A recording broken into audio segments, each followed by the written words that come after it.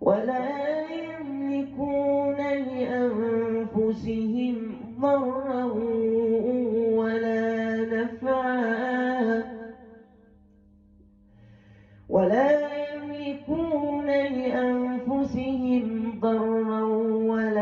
نفعا ولا يملكون موتا ولا حياة ولا نشورا.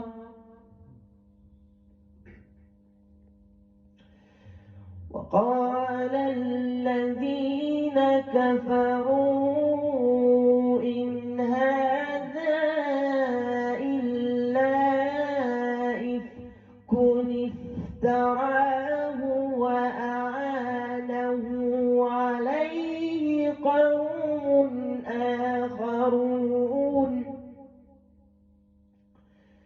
فقد جاءوا